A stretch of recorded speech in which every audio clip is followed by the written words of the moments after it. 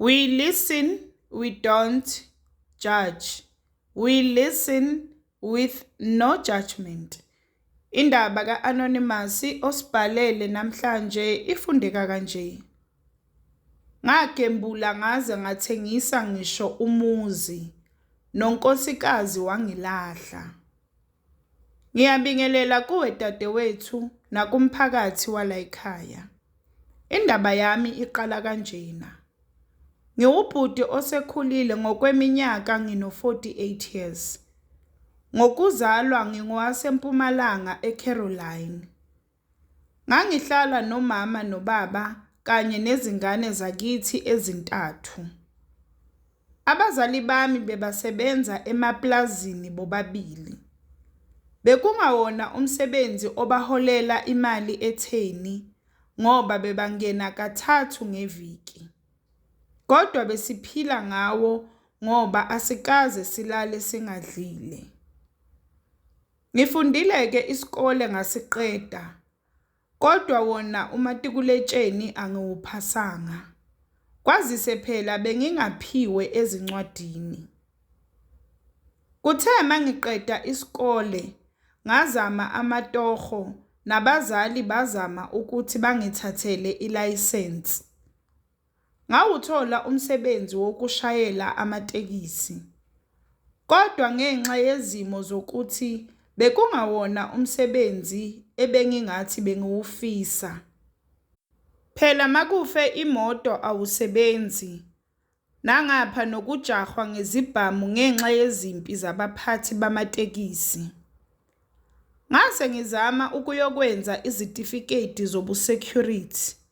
Ngenhlanhla ngaziphasa zonke. Ngase ngifuna lowo msebenzi wobusecurity, kodwa ngibe ngisabambile ngapha ematekisini. Kuthe nje emva kweminyaka emibili ngase ngiwuthola lowo msebenzi. Kwenye nje yezinkampani ezinkulu. Ngasebenza nje izinyangana ezimbalwa.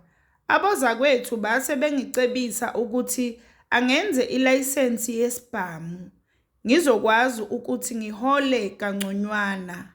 Nangempela ngenza njalo. Nembala akuphelanga izinyanga ezingakanani ngabe ngikhushulelwa iholo emsebenzini.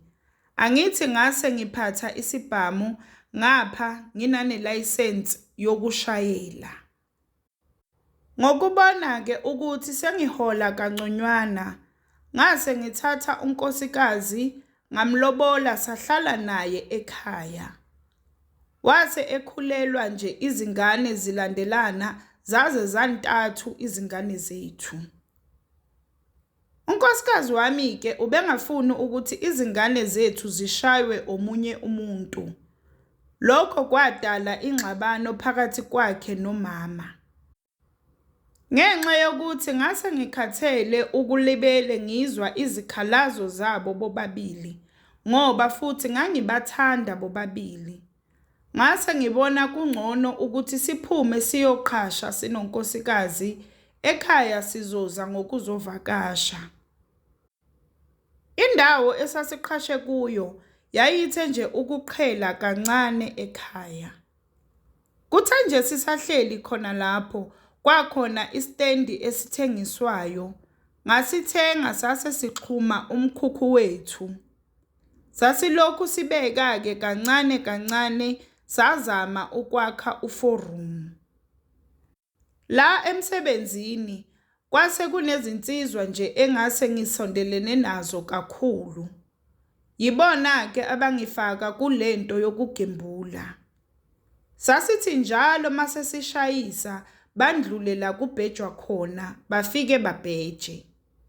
Mina ngangibaphelezela ngoba yimi owayeshayela imoto yasemsebenzini. Kuthe nje ngolunye usuku omunye wabo wathola imali engango-30,000.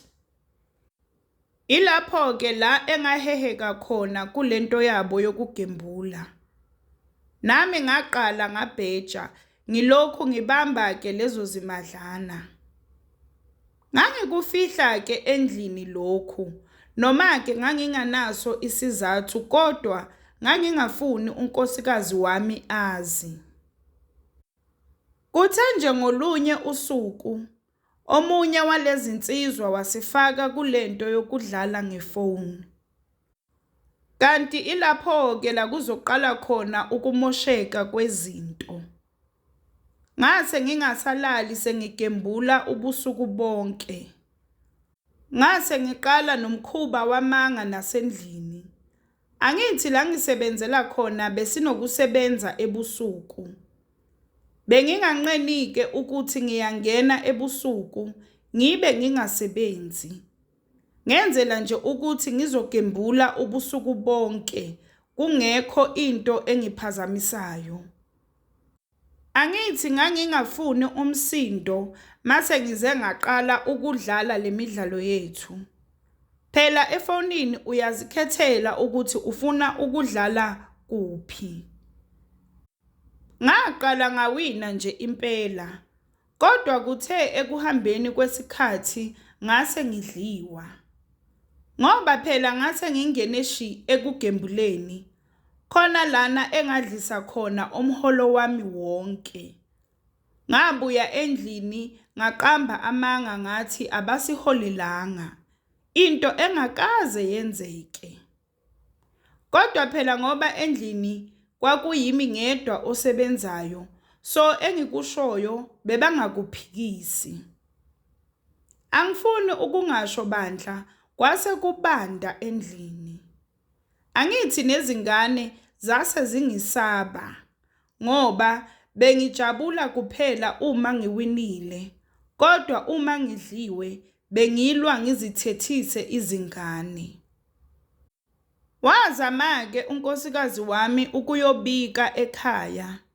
Bazama nabo ukukhuluma nami, kodwa mina ngangivika ngomsebenzi ukuthi basisebenzisa kakhulu ngapha abafuni nemali.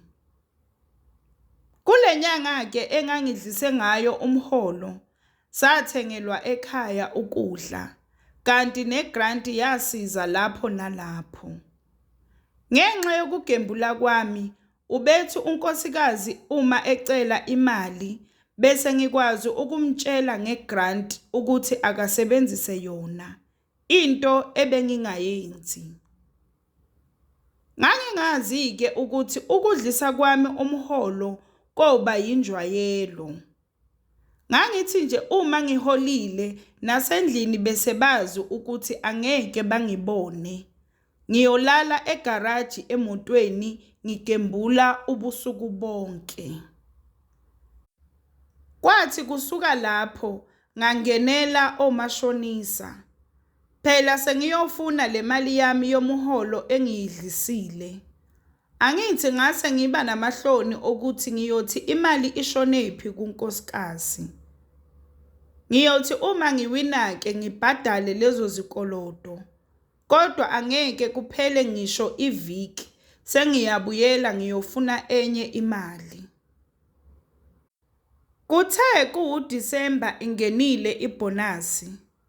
Ngavele ngayoziqhashela iroom, ngathenga nje umbhede nengubo yokulala. Ngagembula iviki lonke, ngapha emsebenzini ngangivalile. Unkosikazi wami-ke wathuka ukuthi ngikuphi, angithi nefoni ngangingasayiphenduli. Wahamba-ke wayongifuna emsebenzini, nakhona bafike basho ukuthi abangazi. Wathola imeneja yami eyagcina imibuza ukuthi kuhamba kahle na endlini. Wase eveza nokuthi senginokulova nje ngingaqhamuki ngithi bekugula ingane. Kwamthusa kakhulu unkosikazi lokho, kodwa ngoba wayengithanda wazama ukungikhavela. Nanoma-ke kungazwakalanga lokho ngoba ungifuna kanjani emsebenzini ngibe ngiku-leave. Izingane-ke kulowo nyaka aziwugcokelanga ukhisimusi. Ngabuya endlini senginganayo ngisho indibilishi. Ngasoleka-ke ngokujola, ngavele ngadilitha ama-app wami wokugembula ngamnika ifoni ukuthi akazibhekele. Vele akatholanga nix, kodwa akakholwanga ukuthi angijoli. Wafika uJanuwari izingane zabuyela esikoleni ngomcacamezelo. Nasekhaya bazama ukuvala ihlazo. Kwakumele kungithuse lokho, kodwa kunalokho ngagcina imali sengiyifuna nakhona emsebenzini. Umholo wami ubuvele ufike sowushoda. Ngapha abomashonisa ngangingasazi nokuthi ngikoloda malini. Kuthe ngolunye usuku ngabuya endlini ngathola enye yamafenisha ingasekho. Kwathiwa ithathwe omunye wabo bona bomashonisa. Ngavele ngangazi nje nokuthi ngithini kunkosikazi. Ngenhlanhla-ke nje unkosikazi wami wayengasiye umuntu okhulumayo. Wabona nje ukuthi anginazimpendulo waphuma kimi. Ngangizitshela-ke ukuthi sengikubone konke, kanti ngathatha imali yomuntu orong. Wathatha ingane yami endlini ngingekho. Ngalandwa emsebenzini ngilandwa amaphoyisa ehamba nonkosikazi. Basho ukuthi ingane ithathiwe. Lo muntu-ke engangithathe imali yakhe wayaziwa nje ukuthi wangakhokhi angenza noma yini. Ngavele ngalubika-ke udaba emsebenzini. Ngenhlanhla banginika uhalf waleyo mali. Angithi yayithi 40,000. Wayivuma-ke wayibuyisa ingane. Kuthe nje ekubuyeni kwengane unkosikazi wapaka imithwalo yakhe neyezingane wavele wabuyela kubo. Ukuthi unkosikazi sekahambile-ke nezingane ngabona mangibuya endlini. Nakhona ngabuya after 3 days. Angithi emsebenzini babenginike u25,000. Mina ngaveza lo 20,000. Ngizitshela ukuthi ngalo 5,000 ngizohlanganisa le mali eshodayo. Vele-ke ngangingalali endlini mase ngiziyenga ngithi ngizohlanganisa. Ukushiwa unkosikazi nezingane kwangiphatha kabi kakhulu. Ilana-ke engabona khona ukuthi isimo sibi. Ngase ngithatha isinqumo sokuthi angithengise lo muzi nami ngibuyele ekhaya. Nangempela-ke ngawuthengisa lo muzi ngase ngibhadala zonke izikolodo. Kwasala nje imali encane kakhulu. Leyo mali yonke-ke yaya ekugembuleni. Angithi ngangizitshela ukuthi ngifuna kubuye le mali ngizokwazi ukuthi ngithenge omunye umuzi. Kunalokho kwavele kwamosheka kakhulu kunakuqala. Ngangena emabhenki ngifuna imali. Angithi bezithi zingangihlula izikolodo zalabantu, ngivele ngiye emsebenzini ngiyofuna khona imali. Nabo bagcina sebangasanginiki. Ngase ngibona-ke ukuthi kungcono ngiyothatha ama-loan. Yamosheka kakhulu impilo yami. Ngikhuluma nje umsebenzi wami wagcina uphelile. Ngoba ngase ngilova kakhulu emsebenzini. Uma ngikhona bengihlezi ngilele ngoba phela bese ngingasalali ebusuku. Ngapha izikolodo enginazo angazi nokuthi zingakhi. Sebeke bafika moso nasekhaya bathatha ifridge. Kuyimanje nje isishebo sasekhaya sihlala kwamakhelwane. Phela ngingasho nje ngithi imali engiyikoloda abantu iyafika lana ko-100,000.